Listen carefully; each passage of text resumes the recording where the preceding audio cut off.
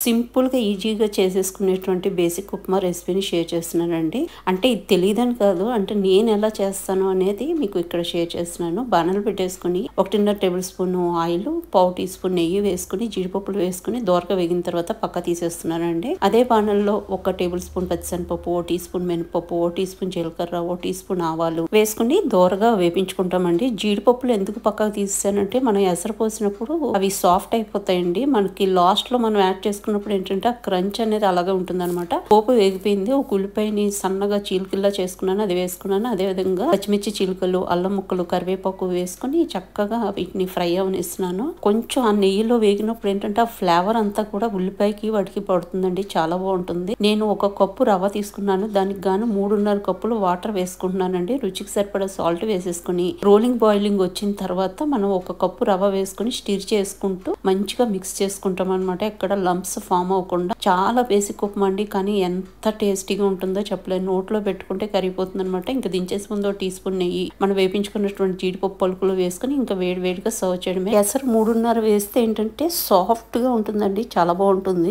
నేను ఇక్కడ మామిడికాయ పచ్చడి అదేవిధంగా షుగర్ తో సర్వ్ చేస్తున్నాను. షుగర్ ఎంతమందికి ఇష్టం అండి? వేడి ఉప్మా మీద షుగర్ వేసుకుని అది అలా కొంచెం మెల్ట్ అవుతూ ఉంటే తింటుంటే ఉంటుందండి. సూపర్ గా ఉంటుంది అనమాట.